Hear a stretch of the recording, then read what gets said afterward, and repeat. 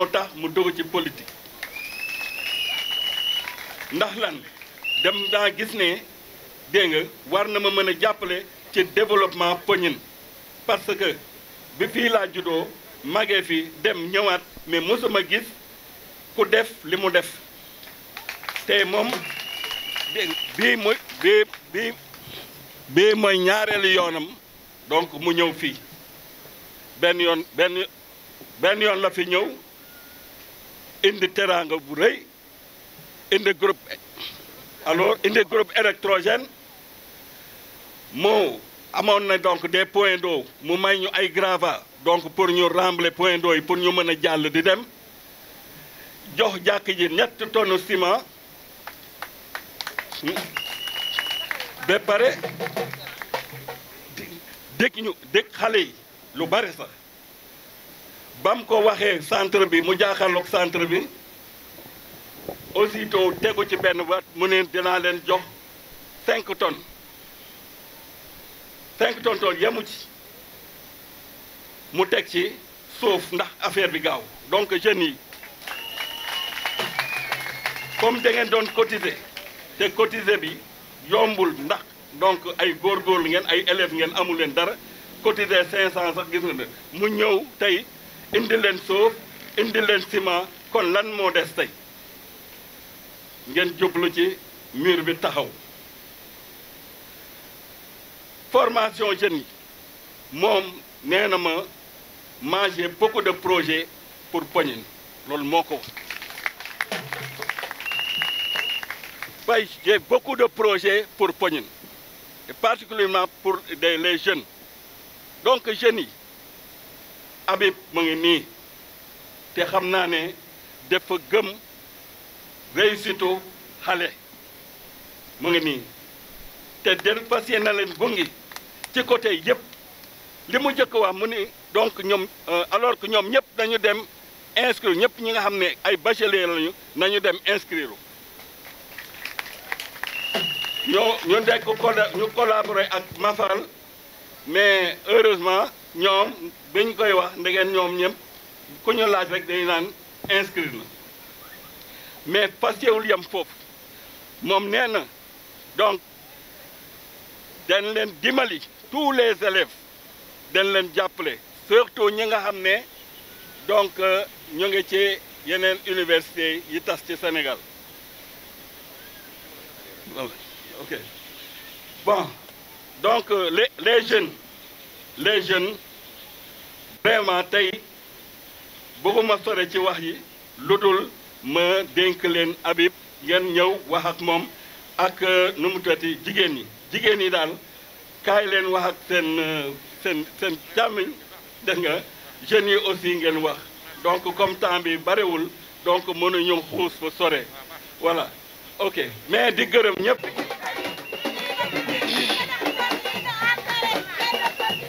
man mii damay jaay ndékki mais damay toog fa may toog di jaay ndékki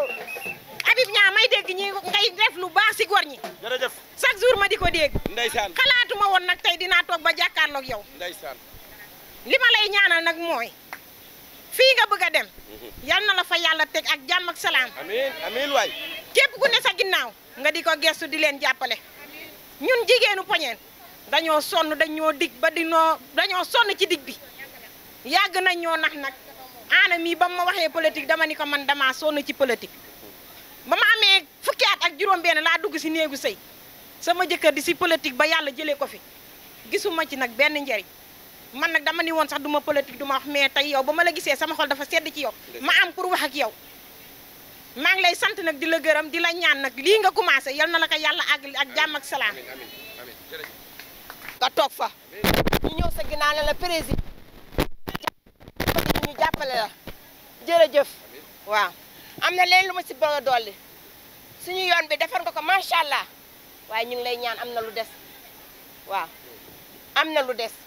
ñu ngi lay ñaanit ñu li ma la waxoon ci chaise ba rek la ma la waxoon ci chaise ba rek ba léegi sama dëkk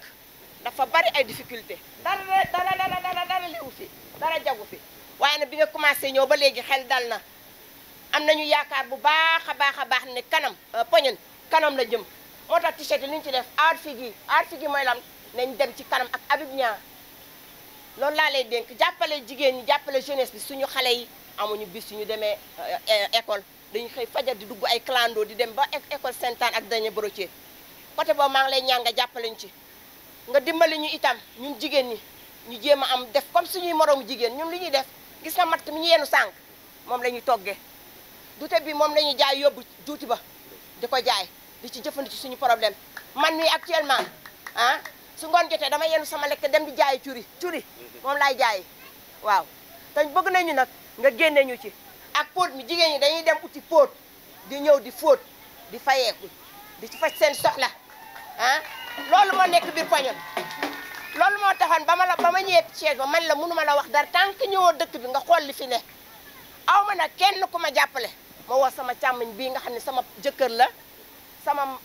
papa la sama lépp la ñoo bokk dëkk ci dëkk ma ne ko kaay ñu bokk ñu ànd liggéey bien vrai moom dafa bëgg a jàppale jeunesse yi ma woo ko mu ñëw man ko kaay tafi sama wet ñu bokk liggéey dëkk bi ànd ak président Habib Niang ñu jàppale ko mu jàppale ñu président jërëjëf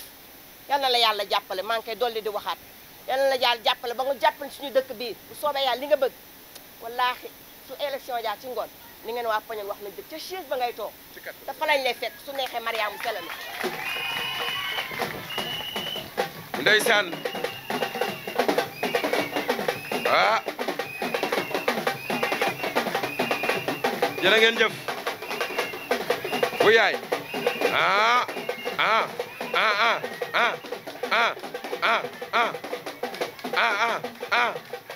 merci président Mafal balaa maa jox président des jeunes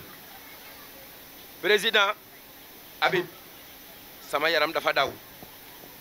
ndax sama yaram lu tax mu daw sama yaay ji aana bi mu taxawee fii ne bu ngoon jotee day gàddu lekkital jaay curi xam naa li ci curi bu ñëwee dañuy dem fóot ngir am dara xam naa li ci fóot waaye nag jàpp leen ni seen coono jeex na ndax président Habib Niang mii toog du diggee day def rek moom du diggee day def rek te li ngeen ko wax nii dégg na ko ba mu jeex tàkk te seen aajo dina faju moom kay leneen a ko jaaxal waaye ñëwal ñu ànd liggéey président ngi nii defal leen ko te yàlla ji rek tax nga jaar fa nga daan jaar ak say ñaari jërë ngeen jëf président des jeunes damaa bëgg nga ñëw taxaw nii daal di saafonteeg waa Pognone saafonteeg président Habib Niang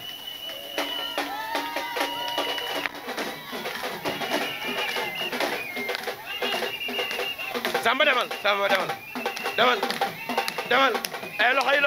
loxo yi Samba nga ne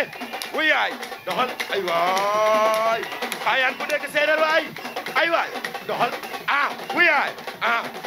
président xoolal li Samba ca wuy yaay ay waay lay Samba waay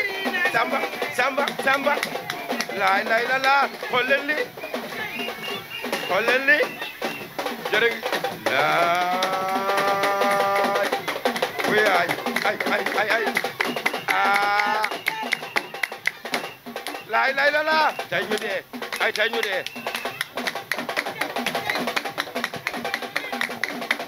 laay la jërë ngeen jëf laay la yaakaar naa ne président Habib Niang kontaan la ñu nettali ndax tey culture lañ fi fekk kontaan nañu ci yow président dama lay bàyyi nga soufflé tuuti jàkkaarloo gaañ yi kontaan nañu waaw ci dafa metti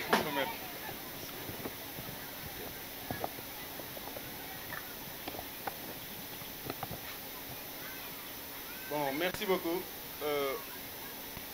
avant tout dañuy souhaiter la bienvenue au président Habib Niang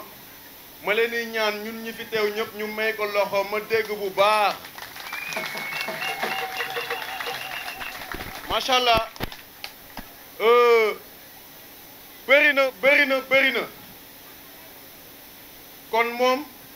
li may njëkkee toujours dama naan président yàlla na la yàlla fay yàlla na la yàlla fay macha allah ma ni fi teewal jeunes yi peut-être wax nag dafa yombut te ku ne am nga loo war a wax mais temps bi moo ñu ko mayul kon dañuy wax l'essentiel on passe à autre chose ñun jeunes yi mànkoo nañ booloo nañ bëgg nañ doon tamit benn waaye président bi ñu waxtaanee ba toog ñun jeunes yi toog dañu résumer suñuy problème en 3 étapes première bi muy lan l'éducation muy maanaam wàllum njàng mi sonn nañ nit nag booy jàng na fekk moyen nekk fa te toll nañ foo xamante ni gis nañ li am ci dëkk bi ñu ngi lay ñaan nga jàppale ñu ci éducation bi parce que soo xoolee chaque année taux de pourcentage bi muy BFM di bac di certificat day yéeg kon c'est-à-dire que fii am nañ xale yu bëgg a jàng ku leen teg loxo macha allah dinañ dem fu sori tamit dem ñëw ñëpp xam nañ dafa métti bañ na ko ba dañu installé ay tata lignes yi ñu ngi fi Poñen amul ligne kon war na am ligne buy jógee ci ville bi di ñëw Poñen di dem di ñëw loolu war na mën a am na ñoo xam ne seen loxo jotul seen ginnaaw parce que dëkk bi métti na métti boo xam ni du parents yëpp am 100 francs yi jox seen yaay autant pour moi seen doom pour ñu dem jàngi ndekki bi tamit noonu kon faaw nga jàpp ci président te yaakaar naa ni ak li am loolu di ñu ci jàppale su ma waxee éducation monsieur le président xale yëpp dañu am droit dem jàngi gis nañ ay xale yoo xam ni depuis lors am nañ ay gàllankoor yàlla nag mooy sàkke mooy binde mais dafa am ñoo xamante ni ils ont droit à l'éducation te depuis lors musuma teg sama bët ñu dem école wala soit ñu ni dañuy jàngi wala ñu nekk ci dara loolu ma koy mu metti ma ngeen baal ma xëy na temps bi duñu ko may mais damay ñaan ñu indil ma benn xale fii ba ñaar ñu ñëw taxaw fi sama wet monsieur le président nga gisal ma booy yi ñii dañu laaj jàppale jànguñu kii mooy papa dafa laaj ku ko jàppale dàll bii mu sol tey tànk la day dox nit la il a droit à l'éducation bu ñu leen teg en marge de la société ci la ñu bokk ay handicapé am nañ droit jàng kon monsieur le président maa ngi lay ñaan ngir yàlla ñii tamit nga jublu ci ñoom ba ñoom it li ñu bëgg a am tam mën a màgg ba gérer tamit seen avenir nga jàppale ma leen nga jàppaleel ma xale yii nii am na keneen un certain Bernard Assane mi ngi fi y en a pas mal d'enfants qui ont droit à l'éducation et qui n'ont pas accès à le faire kon loolu monsieur le président damay ñaaxaat nga jàppaleel ma xale yooyu noonu mi ngi c'est un ami xale bu miin ñëpp monsieur le président maa ngi lay ñaan ngir yàlla jàppaleel ma xale yi nii kii xëy na amuñu doole pour jënd li war ci moom yëpp mais ñu ngi lay ñaan tamit nga jàppaleel ñu xale yi nii suy ñëwee ci deuxième point bi épanouissement ku ni jeunesse da nga naan s'épanouir centre bi mi ngi ma leen di ñaan ngeen tàcc yombut li mu def 5 tonnes ciment mu jël jagleel ñu ko ñun jeunesse ñu tàcc ko bu baax monsieur le président macha allah ñoo ko gisandoo mais nañu ñaari camion suuf 5 tonnes ciment jàpp leen ci kon ñun ñoo ci des ñun jeunes yi ñu jàpp ci liggéey bi mu mët su ñëwee sur le plan du travail monsieur le président yaakaar naa ni tamit il est temps ku dem université gaa dëgg la mais boo génnee liggéey ngay xaar pour am ko kon tamit bëgg naa nga jàppale jeunes yi ba ku ci génn université teg am fu mu jëm ba mën a am lu muy am ngir bokk kook njabootam jëmale suñu dëkk kanam kon yaakaar naa ni côté boobu su ma ci waxee damay ñëw ci bachelier yi gis nañ nag nit ñu def bachelier yi bon amoon nañu jotoon inscrire mais bon ba léegi c'est pas trop tard parce que am na ñoo xam ba léegi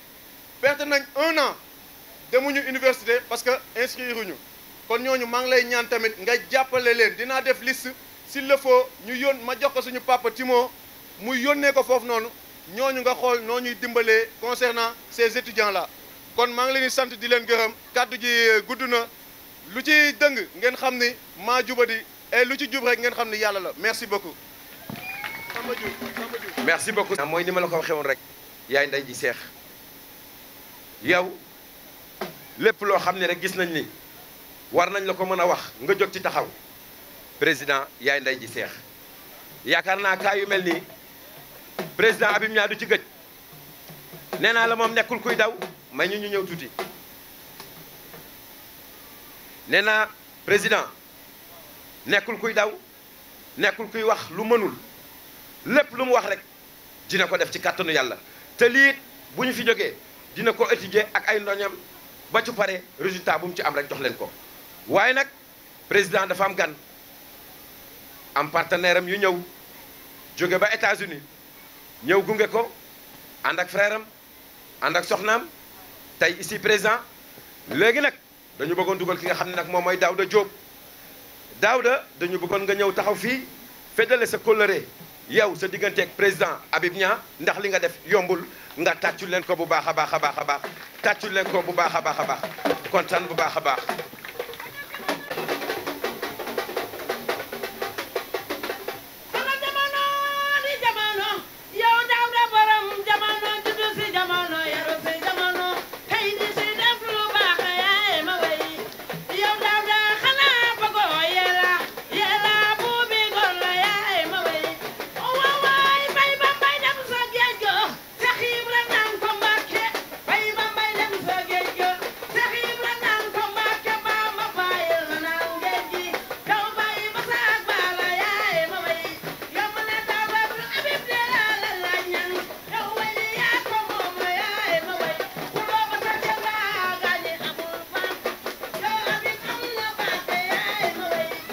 dëgg yàlla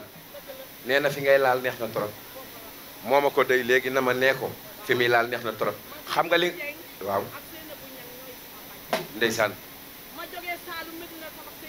ngoyaan ngay génn noonu aha dégg naa la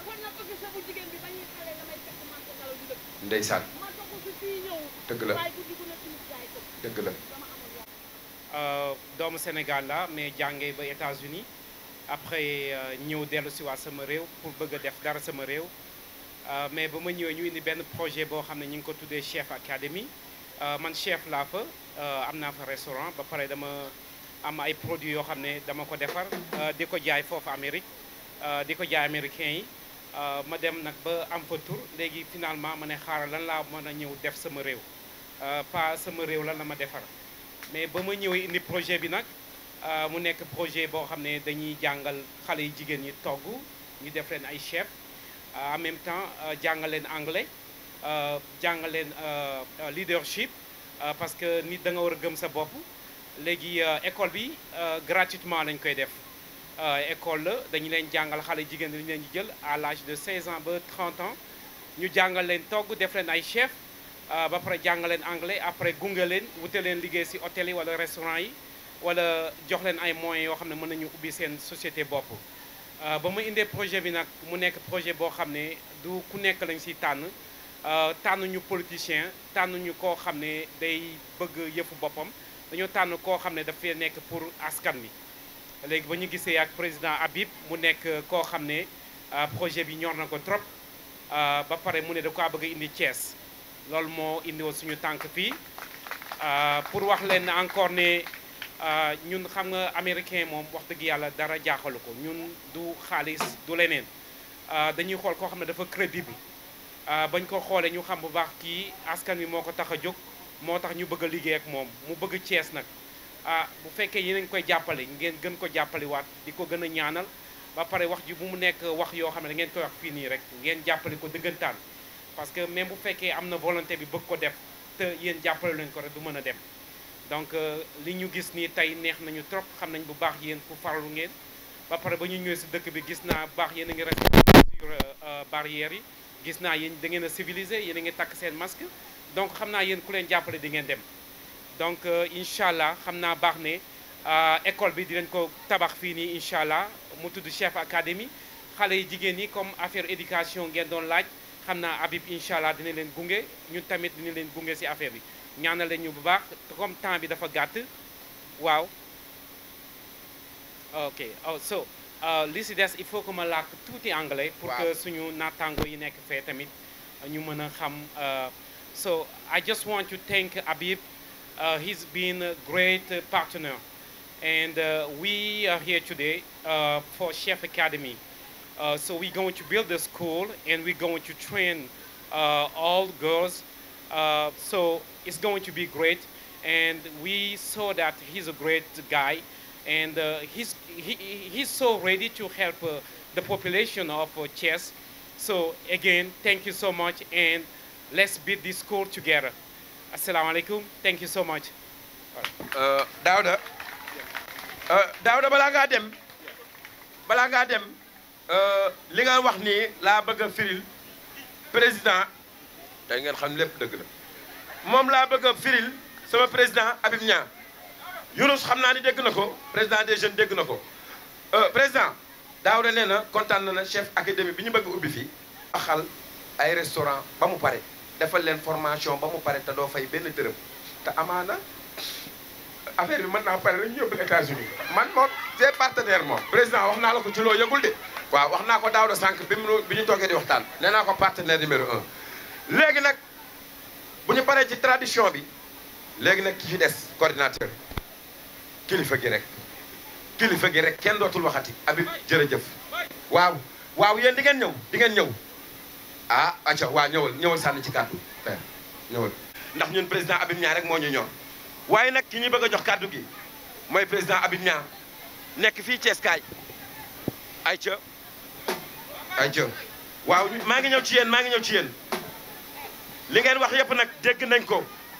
dañuy ñaan président Habib Niang mu jug saafonteeg waa Poñeen ndax li mu leen defal ci lu baax wax ngeen ko ñu nit dañ leen koy dollil di leen ko firndeel Daouda kaddu yi rafetlu nañ ko président des jeunes bu Poñeen kaddu yi rafetlu nañ ko léegi nag dañuy dugal ki nga xam ni moom mooy suñu président di président Habib Niang mbilim mi nag fii laa ko gën a soxlaa dama bëgg jërë ngeen jëf dina am ndam président Aïcha yow rek la ñuy déglu maa la ngi nii de l'homme l'incontournable ba ngoog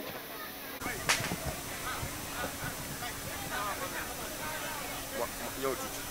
c'est bon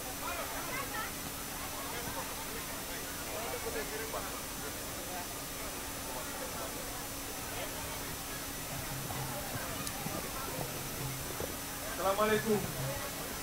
waa Poñeen balay may tàmbali ba pare damay nuyu borom dëkk bi di ko ñaanal yàlla ko yàlla yëkkati fëgg parce que bi may ñëw dama njëkk a jaar siyaara ko di ma dafa xaw a tawet di xaw a sëfante di ñaan yàlla ko yàlla fëgg li may faral di wax rek vraiment de remercier yëpp waa Poñeen di remercier responsables qui sont là di remercier aussi délégation bu ànd ak man bu di bëccëg di m'accompagner di nuyu aussi sama gan yi nga xam ne nee na taxu leen jóg lu dul l'émergence du Sénégal jóge ba États-Unis pour ñëw siggil ma maa ngi nuyu vraiment si Diop ak jabaram moom nag américaine la man dégguma anglais di nuyu ñëpp di wax rek man yaakaar naa ne sama wax du bëri man damay poser des actes bii mooy deuxième fois may ñëw Poñeen bi ma ñëw yaakaar naa ne fii ñii toog nii kenn mënu fi woon taxaw personne delloo ndox inondation yàlla def bu ñu la ko waxee man sama bopp maa jël son sama bot son sama dàll dugg fii pompe ak ndox bi biñ ma waxee yoonu bi jëne ma tali bi ci seen am nañu problème d'accès mën na leen comme yàlla def na mooy demewul noonu man sama bopp naa am lu mu si dugal sama loxo moo tax bi may ñëw maa ngi sant yàlla bu baax yaakaar naa ne lii nga xam ne waxoon naa ne ko gis ngeen ko wax nañu aussi tamit ak centre de formation bi nga xam ne tamit nekk fii moo tax ma indaale ay ciment ak suuf di remercier aussi sama partenaire yu xam ne ñoom saa yu ma jógee ñoom may accompagner pour le bien-être pour l'émergence du Sénégal lii yëpp ma def ko def pour lan parce que doomu Thiès la ñëpp xam nañu sama position derrière son excellence le président Macky Sall keroog bi ma président recevoir dafa am lu ma jund mu ne ma xam naa yow tu es un homme de société tu es un nit action nga fenn laa la soxla rek booy biir Thiès nga jàppale ma biir Thiès ma tontu ko ma ne ko président li nga bëgg loolu laay def si loolu Habib Niang ñëpp xam nañu léegi Habib Niang mu ngi biir APR li may wax rek mooy man kenn xamuma si ay caaxaan kenn xamuma si wàllu wax lu ma xam mooy jëf laay def yaakaar naa ne tey gis ngeen sama gan bi xam ne tey moom moo ñëw tey bi moom c'est un homme très crédible ñëpp xam nañ ko États-Unis lu mu mel ci États-Unis si wàllu restauration bi mu ma seet si ma jóge ba kooku ñëw waxtaan lu bëri man ko man ne ce projet là vraiment je tiens beaucoup mais pour surtout à Thiès bi ma waxtaanee moo tax mu déplacé en personne jóge am na soxnam am na frère am jóge ba Dakar mu ni gannaaw suba la war a ñibbi dellu États-Unis man maa tax mu ñëw Thiès tey ma ne ko académie bi pour création restauration man de borom sama saga nga indi ko biir Thiès mu jox ma man de d'accord naa loolu actuellement nag di waxtaanu xool nan lañu rapidement démarrer lii nga xam ne maanaam dina fexe xale Thiessois yi am xëy di xam fu ñu got xam lu ñu def di wax nag toujours mën na leen dañuy wax état mais président mu dox ñëpp liggéey il faut que mu am ay ambassadeur ay nit yu xam ne maanaam ñoo nekk si ginnaaw di ko accompagner yaakaar naa ne tey Habib Niang lii nga xam ne def na ko tey biir Poñen tey bu Massamba bu ko XY defoon tey yaakaar naa ne kon kenn du wax ni kenn jootu liggéey li may wax mooy benn bi aussi mooy li may ñëw léegi sànq maa ngi wax ne sama yaram xam na daw parce que bi ma wane ñaari xale yi xam ne ñëpp handicap léegi rek am na sama benn kenn si sama jigéen ñi si responsable des jeunes mu ne ma président am na école boo xam ne nekk naa ko mun nañu jël xale gratuitement kon donc yow dénk naa la xale yi man nag mon problème c'est ça parce que dama waxoon léegi yàlla defoon tey centre bi tey incha allah rabbi danañ ko équipé mu fi benn centre de formation pour jàppale xale yi xam ne ils sont dans ligne def ma jaral na ma sax ma jël benn moniteur wala benn monitrice pour former xale yi léegi xam kii nga xam ne maanaam mu ngi liggéey si biir centre mooy ndax dénk naa la xale yi tout ce qui est transport déplacement incha allah rabbi Habib Niang dina ko jël en charge donc wax boobu dénk naa la ko beneen bi mooy yaakaar naa ne ñun dañu waxtu am nañu ay bourse de formation yoo xam ne kii nga xam ne maanaam moom mooy sama communication yaas wax naa ko ma ne ko fexeel avec le président des jeunes nga recenser des jeunes yu xam ne ni ngi biir Poñen bu ko def ay formation pour di jàppale leen parce que li may faral di wax toujours dañuy wax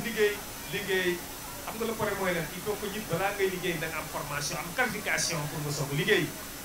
si loolu boobu tamit boo ko defoo tamit dénk naa la ko rapproché aussi du président des jeunes pour nga xool au niveau de Poñen jeunes yu xam ne incha allah am nañu seen bac il faut que di dugg si formation parce que tôt ou tard loo am bac loo am licence fooy mujj mooy si formation ngay mujjee man am naa sama maîtrise mais formation laa mujjee avant may def formation jaar naa si lii nga xam ne maanaam mooy formation pratique sur le terrain donc li may ñaan mooy incha allah rabbi man naa continuer à vous accompagner li may ñaan rek mooy li nga gën a doolu góorgóorlu ñu àndandoo nekk benn parce que man xaw ma waxantu li ma xam mooy wax naa toujours sama ay nit sama ay ñun ma ne leen te man dama bëgg ànd ak nit ñu xam ne maanaam ñu dëgg ñu gëm seen bopp ñu bëgg lan pour soqali Thiès si loolu ñëpp xam nañu fan yii passé yëpp fan bi def moom feebar bi dafa gën a yokk donc tey moo tax bi may ñëw maa ngi sant ñëpp parce que gis naa pratiquement ñëpp def nañu seen masque yaakaar naa ne masque yi buñ ko respecté woon rek incha allah rabi tamit dañ dellu ginnaaw ñëpp moo tax maa ngi ñaan moo tax bi may ñëw indaale naa lu ma junni masque ñu nii pour accompagner ko lii nga xam ne maanaam ci waa Poñen maa ngi préparé benn réunion ak sama comité directeur pour xool incha allah len nañu lutter encore concernant lii nga xam ne maanaam mooy pandémie bi dinañu encore circuler aussi à travers la commune de Thiès pour accompagner son excellence le président Macky Sall ci wàllu feebar bi mooy lan joxe ay masques ay gel faire des campagnes de sensibilisation pour wax ne feebar baa ngi fii donc ñëpp a xam ne ñu tey Thiès bi may ñëw rek léegi nii am na benn médecin bu ma wax ni que seen clinique am na ñaar décès tey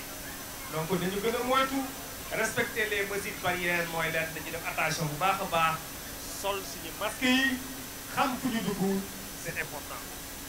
li may faral di wax toujours rek balaa may terminer mooy incha allah rabbi je vais continuer à vous accompagner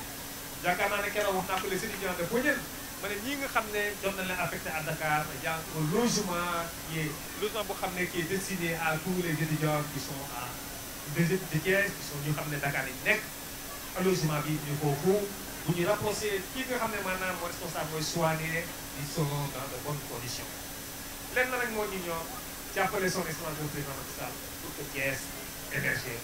donc maa ngi sant woon ñëpp di gërëm doyen ñi nga xam ne maanaam ñëpp tey ñoom ñoo tax tey ma ñëw fii di respect kii nga xam ne maanaam moom mooy son président groupement tey bu ma duggee Koñen ngir yàlla ak moom la wax na ma ko am na nag ay yeneen formation léegi fan yii sax maa ngi waxtaan ak la présidente des femmes ma ne ko war nañu reprendre activités yi mais ndànk-ndànk parce que xewal bi xaw na tuuti laal donc normalement sax ñu war arrêter les activités pour respecter wu parce que ñun aussi bu nekkee yaa ngi ànd ak nguur da nga respecté kàddoom respecté li nga xam ne maanaam moom may wax mooy manifestation mooy rassemblement yi mais li may fàttali wax aussi si jigéen ñi tamit bu ñu toogee dara du nekk si seen biir moo tax dinañu continuer une fan yu néew reprendre les financements yi pour jigéen ñi am ay quelques activités incha allah pour ñu mën a démarrer fi may daane rek mooy di sant sama partenaire yoo xam ne dëgg ba États-Unis ak jabaram ak feeram pour ñëw pour accompagner ma pour nga pour Thiès jëm kanam ak pour maa ngi sant ñëpp di leen gërëm wax na incha allah rabbi bu ñu jàppee rek Sénégal dina avancé Thiès dina avancé jërë ngeen jëf merci